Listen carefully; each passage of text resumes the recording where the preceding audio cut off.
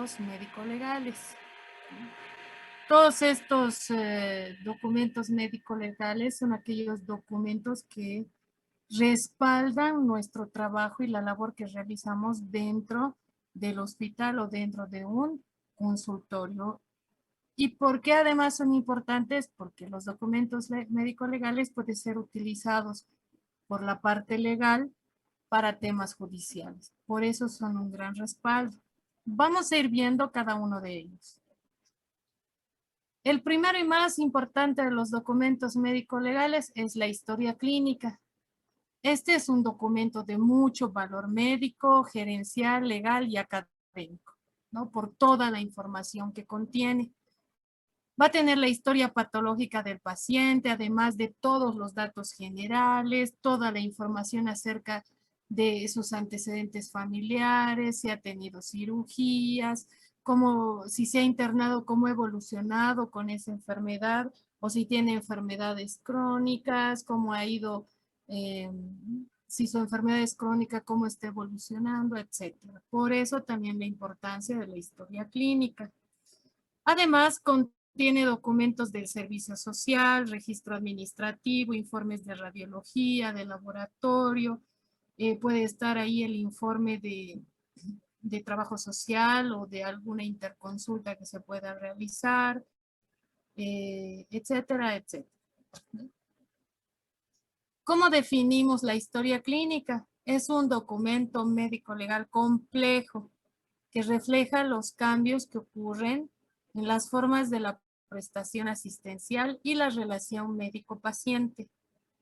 También tiene un rol como medio de comunicación y constituye a una condición sine qua non para la asistencia médica, un criterio lex artis y un aspecto crítico de la responsabilidad médica. En resumen, es un documento muy complejo porque además de contener muchísima información, va a reflejar todos los actos médicos que se han realizado con el paciente, así como también va a estar registrado si en algún momento hubo algún problema con el paciente y la relación médico-paciente está reflejada en este documento a través de toda la información que coloca el médico. Cuando habla de que es una condición sine qua non, significa que tiene que estar presente, tiene que existir siempre una historia clínica para la asistencia médica, ¿ya? Y por último, esa es la razón por qué habla de responsabilidad médica. Si tú no hiciste la historia clínica de un paciente, eres factible de tener responsabilidad médica porque no hay una información concreta de lo que se hizo con ese paciente. ¿Cuáles son los aspectos jurídicos y médico-legales de interés en relación a la historia clínica? Primero, la obligatoriedad, como les decía. Tiene que haber una historia clínica de cada paciente que uno atiende. Pero esta obligatoriedad, más que ser una imposición jurídica, es una necesidad, como dice aquí, médico-asistencial. Es una necesidad que tiene el médico, porque además a veces la mente es frágil, de registrar todo acto médico que realice con su paciente para luego tampoco cometer errores. Puede ser que te acuerdes muy bien de tu paciente, pero solamente registrando tienes los datos concretos de las fechas, días y de la medicación, tratamiento, o todo lo que hayas podido hacer con él dentro de la historia clínica. ¿Qué otros aspectos jurídicos y médico-legales de interés tiene la historia clínica? La propiedad. Dentro del terreno ético, y esto siempre es una discusión, especialmente en el tema de los hospitales. En el terreno ético, sí, la historia clínica le pertenece al paciente porque contiene tus datos.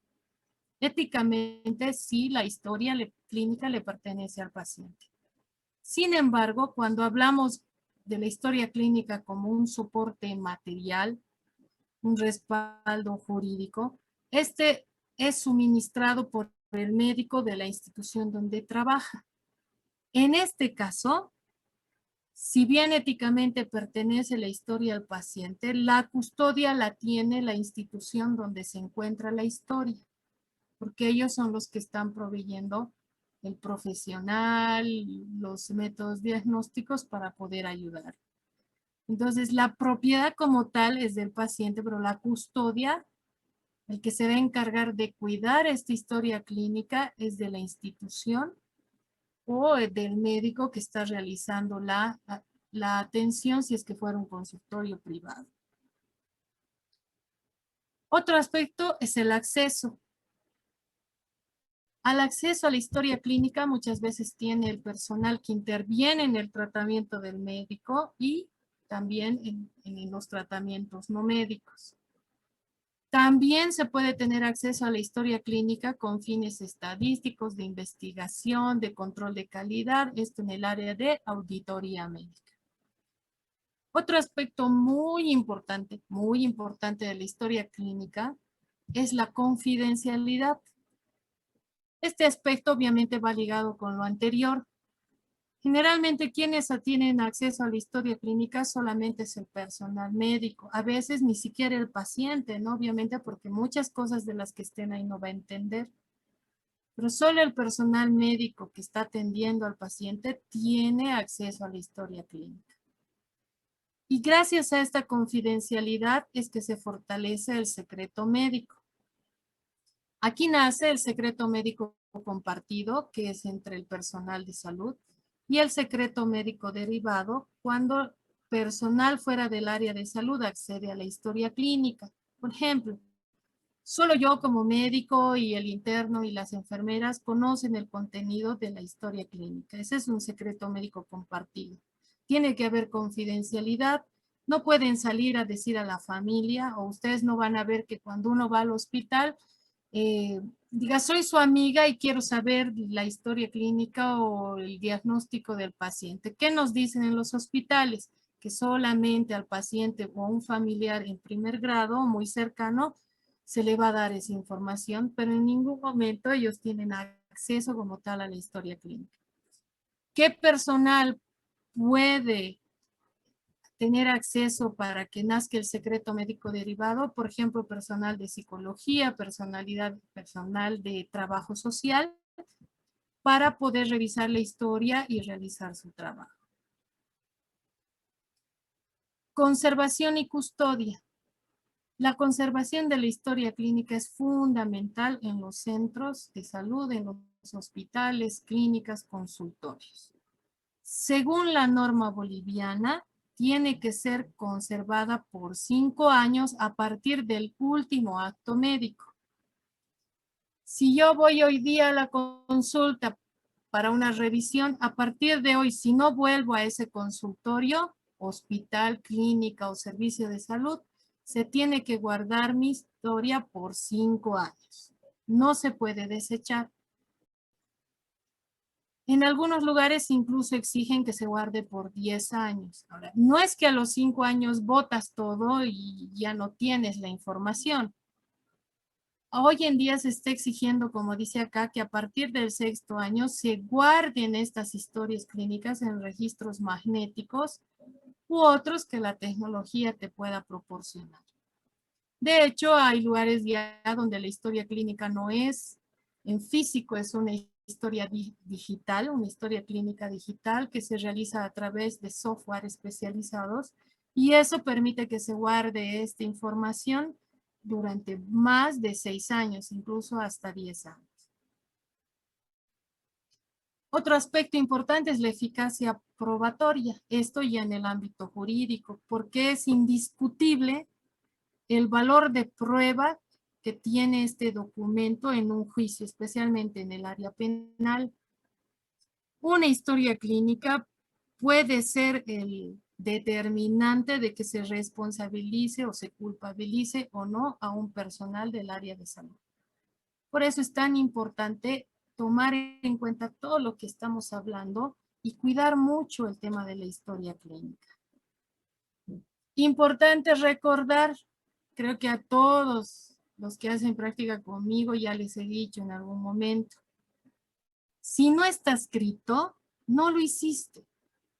Lo no debidamente registrado se presumirá como no realizado. Esta es una premisa jurídica que se aplica muy bien en el área médica. Si no lo escribiste, no lo hiciste. Jamás se olviden eso. Aunque tengan testigos, aunque hayan visto ustedes que ha sucedido así, si no está registrado, no existió, no pasó, no lo hiciste. Y eso te puede traer problemas a largo plazo. Y también debe ser confeccionada adecuadamente para así descartar la pretendida mala praxis, negligencia, etc. En semiología han aprendido a hacer la historia clínica, ¿no es cierto? Sí, doctora. En un principio es moroso, ¿no es verdad? Suele ser bastante largo. Sí. ¿O no? ¿O no les ha parecido largo? Es muy largo. Es muy largo, pero hay que hacerlo. Obviamente ya las historias clínicas en los hospitales muchas veces son digitales o son para tiquear, pero igual contienen toda la información necesaria y se tiene que llenar de la forma correcta y adecuada, aunque no estés escribiendo. Otro aspecto es no incurrir en la falsedad de la historia clínica.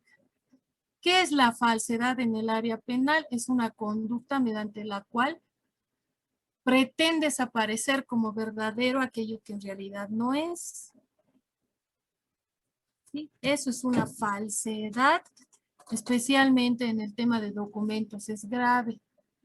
Si te olvidaste escribir y tienes un problema y luego le aumentas, eso es falsedad. Estás cometiendo ya incluso para algunos hasta un pequeño delito al corregir la historia o al aumentar algo que te habías olvidado escribir. Esto sucede en la historia clínica, como les decía, cuando hay alteraciones, cuando hay enmiendas a los errores, supresiones o cuando se pierden partes de la historia clínica, lo cual está penalizado por ley. Es por eso que cuando hagan internado o si ya han visto cuando hacían las historias clínicas, se les decía, me imagino que les han dicho que no se puede borrar, no puede tener borrones, no puede tener tachados, no puede tener correcciones con Radex. No sé si les han explicado todo eso. Sí, doctora. ¿Es cierto? Tiene que ser impecable y contener la mayor cantidad de información posible. El momento que se encuentra una historia que está rayada, borroneada, ya se sospecha que algo no está bien en esa historia o que ha pasado algo que ha hecho que borroneen o tachen la historia. Si se equivocaron, pues ni modo, tienen que rehacer. Es mejor rehacer 2, 3 hojas que estar metidos en un problema judicial por haber tachado, por haber borrado o por haber enmendado un error cometido. También dentro de la falsedad puede haber una falsedad material cuando incurres en la creación de un documento falso, imitando o alterando el documento que ya existe, ¿no? Muchas veces se olvidaron escribir en la historia, luego van, escriben y ya cambian la documentación o suplantan con lo que han hecho recientemente en la historia clínica. Puede ser una falsedad total cuando se crea el documento desde su procedencia, o sea, todo el documento. Van a falsificar toda la historia desde cero, desde la primera hoja. Esa es una falsedad total. Hay una falsedad material parcial o impropia, cuando se agrega o suprime parcialmente el contenido de un documento ya elaborado. Por ejemplo, se registró en la hoja de enfermería que el paciente tenía fiebre, pero no revisaron los médicos o no reportó la enfermera y para no tener problemas elimina esa hoja. Eso también es falsedad. Uso de documento público falso, cuando sabes que el documento es falso, que la historia no está bien hecha, que es falsa, que se ha corregido y la utilizas, ¿no? Para llevar en un proceso o para que hagan una auditoría. Y también es un delito la destrucción, supresión y ocultamiento de este documento público. ¿Por qué? Porque puede servir de prueba. Y eso se llama obstaculización hacia la justicia. Estás obstaculizando a los administradores de justicia para que realicen su labor. Eso en general es lo que tenemos que saber de la historia clínica. Esos son los aspectos jurídicos y médico-legales importantes en la historia clínica. No voy a ingresar en el tema de la realización de la historia clínica porque me imagino que ya saben hacer, ¿no es cierto? Sí, doctora. Entonces no vale la pena que volvamos a explicar qué partes tiene, cómo está conformada, cómo se llena, nada. Pero todo lo que acabamos de ver es importante que conozcan para que no omitan ninguna información en la historia o para que no cometan este error y caigan en la falsedad, porque en cualquier momento se puede descubrir, especialmente en las auditorías médicas, y ahí pueden ser susceptibles de una sanción administrativa, incluso si el delito es grave, una sanción penal. ¿Alguna pregunta de la historia clínica? No, doctora. ¿No? ¿Está claro? Sí, doctora. Sí. Puedes solicitar, o sea, directamente al médico, no. Hay normativas tanto en hospitales como seguros, clínicas, que para la solicitud, y la ley también le ampara al paciente. La ley dice que sí, como hemos visto, el paciente es dueño de la historia clínica, pero su custodio es la institución que tiene esa historia. ¿Qué le dice la ley al paciente? Que para solicitar la historia clínica, mediante una carta, haga esa solicitud. ¿No? Una carta dirigida a la dirección del hospital mencionando por qué está pidiendo una fotocopia, porque no le van a dar los originales, le van a dar una fotocopia sellada de su historia clínica. En tal caso de que la institución no quiera dar la historia clínica, ya se puede acudir a estratos judiciales y pedir las copias de la historia clínica a través de una orden judicial. Pero en la mayoría de los casos, los hospitales sí facilitan estas fotocopias de la historia clínica, dependiendo qué partes también esté solicitando el paciente, ¿no? A veces solo piden la parte de diagnóstico de la enfermedad para llevar a otro lado y que le atiendan, o para viajar a otros países, o a veces la totalidad de la historia. Mucho depende del fin para que estén solicitando, pero la ley es clara y dice que se debería facilitarle al paciente en este sentido porque éticamente eres el dueño de la historia, ¿no? Es su historia. ¿Alguna otra duda?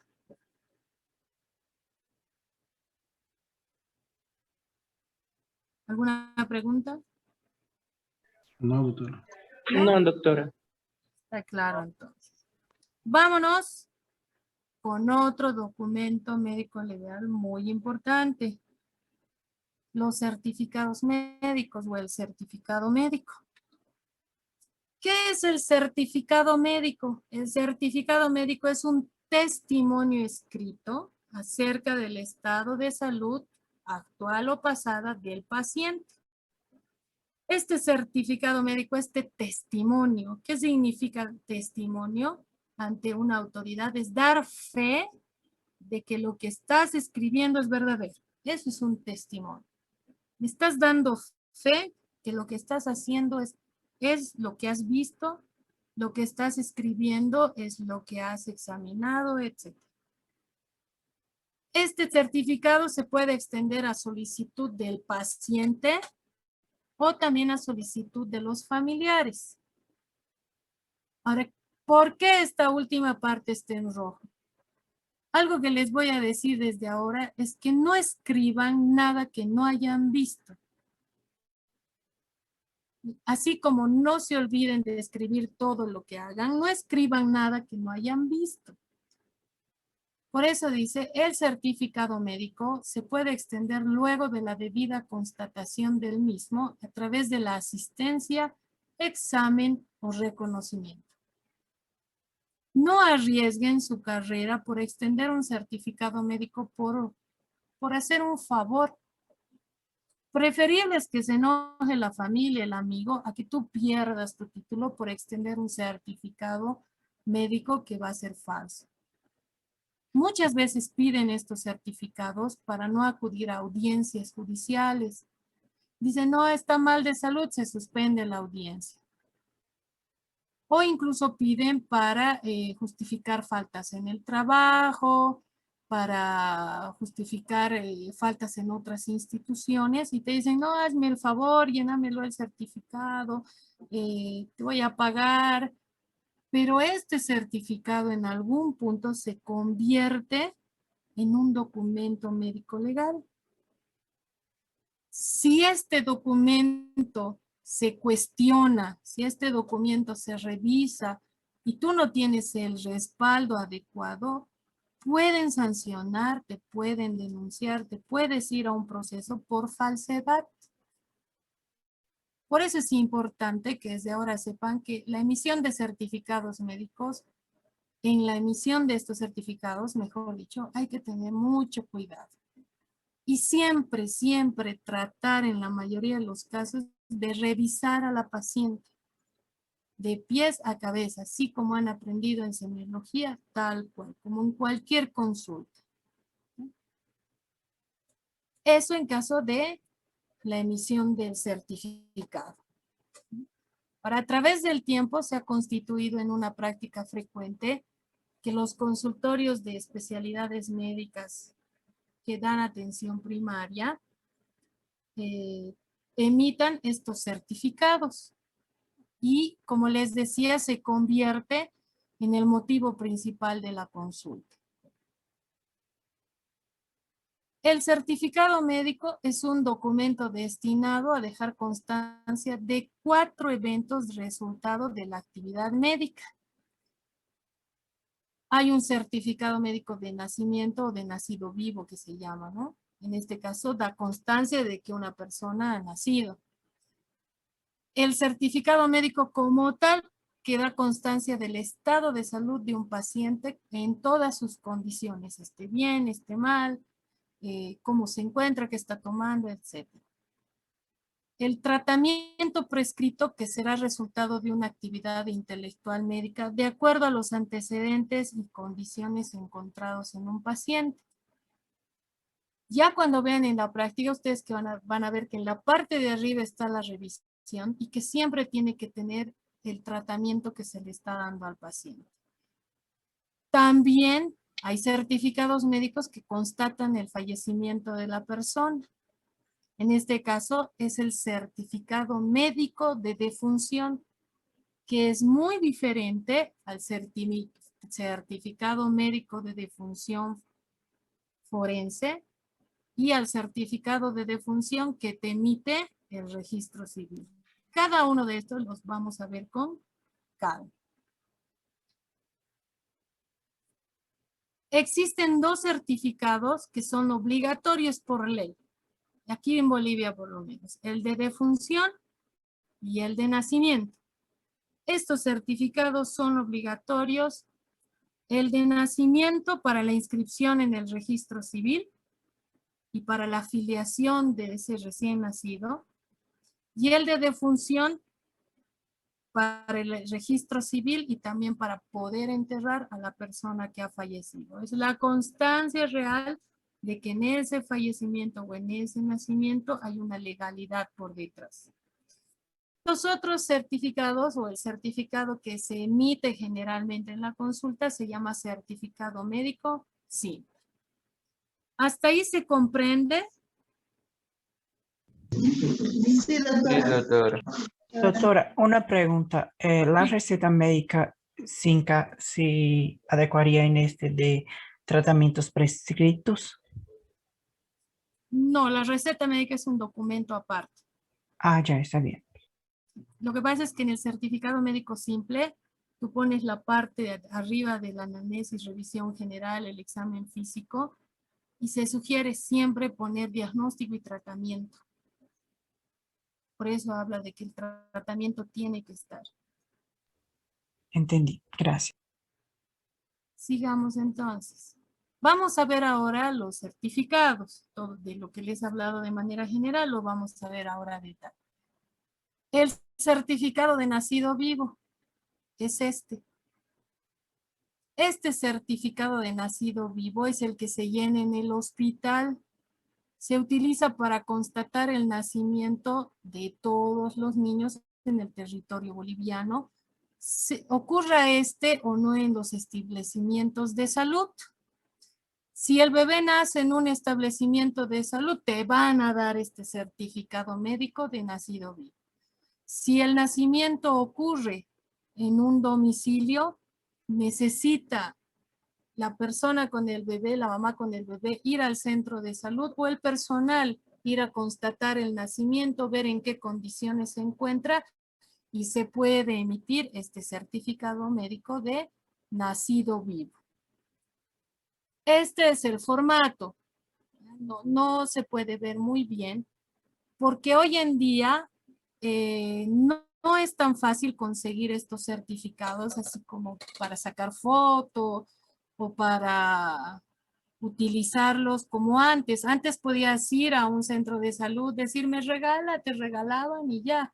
Pero se han cometido muchos delitos utilizando estos certificados médicos de nacido vivo, especialmente en el tema de la parte de que era el bebé de una persona, pero se lo robaron, conseguían un certificado y hacían la suplantación, ¿no? Ahí entraba mucho el tema de trata, tráfico de personas. Hoy en día no es así. Aquí no se ve, pero los certificados de hoy vienen en blogs de 50 certificados. Cada certificado tiene 3 copias, una verde, una amarilla y una blanca. Blanca, amarilla y verde, así viene el orden. En la parte de aquí arriba tienen un código de ese blog y tiene que coincidir plenamente con lo que se registra en el registro civil. ¿No? Como pueden ver, en este certificado están todos los datos del paciente, de ese recién nacido, y además las huellas. En el caso de los recién nacidos se pone la huella plantar, porque los deditos son tan pequeños que las huellas no se notan todavía a esa edad, y también se pone la huella digital de la madre. Incluso hoy en día ya hay un sistema digitalizado en algunos hospitales donde el certificado médico de nacido vivo es digital. Es un sistema que tiene el hospital donde está conectado con el Ministerio de Salud y el CEGIP. El CEGIP es el que emite las cédulas de identidad y las licencias de conducir en Bolivia.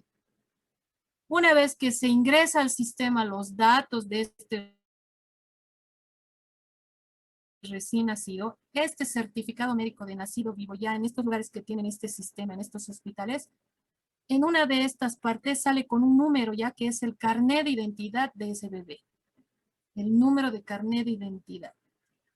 Esto para darle más seguridad y una identidad desde el nacimiento a los niños.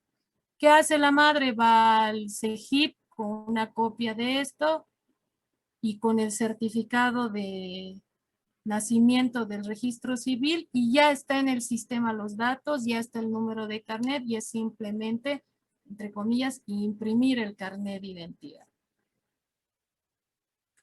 ¿Alguna pregunta del certificado médico de nacido vivo?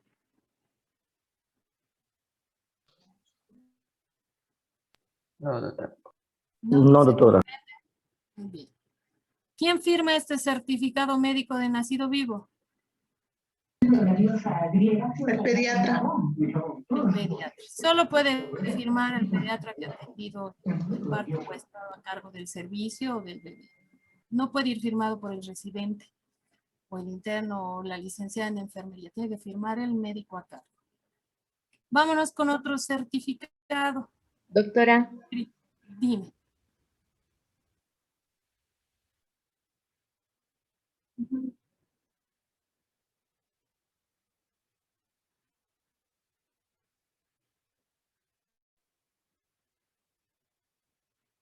Como ¿Cómo certifican? Generalmente en los pueblitos todos se conocen.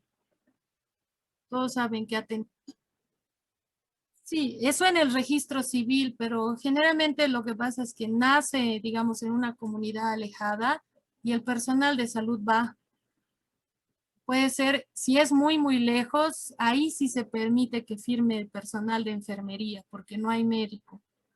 Entonces va personal de enfermería, si hay médico, va el médico, constata el estado de salud del bebé, de la mamá, constata la edad con la revisión al bebé y puede emitir el certificado médico de nacido vivo. O suele pasar que tienen en su casa y a los 2, 3 días de nacido van al centro de salud, dicen ha nacido mi bebé, quiero que me lo revisen y se emite el certificado médico de nacido vivo. ¿No? Generalmente eso es lo que se hace. Y hoy en día ya la mayor parte de las mujeres embarazadas suelen por lo menos tener un control prenatal, ¿no? Y ya tienes registrado. Si no tienes registrado, pues busca señales de que ha tenido el bebé. ¿Cuál podría ser una señal de que la mamá ha tenido el bebé? Te dice hace 3 días. ¿Qué vas a buscar en la mamá? ¿Qué vas a revisar? Los pechos. Los pechos van a estar turgentes, van secretando leche. El abdomen, la involución uterina no es inmediata, no llega a su tamaño en 24 horas. Todavía vas a sentir el útero un poco crecido sobre el pubis. Los lóqueos, ¿no? Te va a mostrar el sangrado. O sea, ese tipo de elementos ayudan a que constates que ese bebé, sí, que ella es la mamá del bebé, por ejemplo, ¿no? Cuando no tienes otro documento o un testigo. Eso te puede ayudar mucho. ¿Alguna otra duda?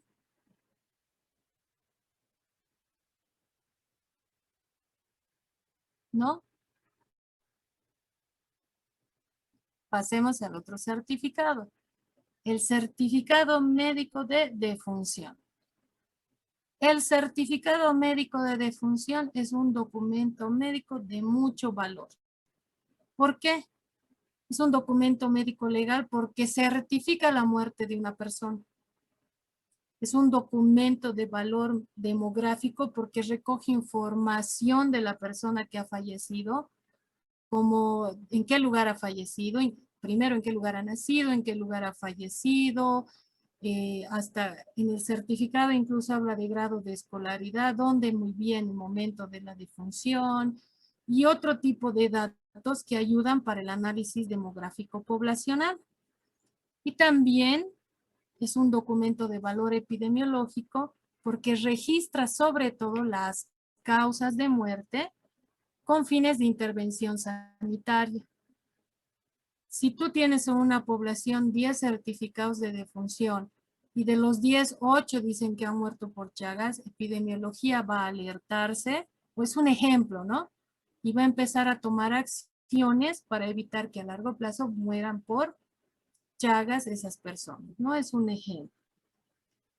La responsabilidad del llenado y la firma de este certificado recae únicamente en el médico. El único que puede firmar esto es el médico, a excepción, así como en el certificado de nacido vivo, que sean lugares extremadamente alejados donde no haya médico.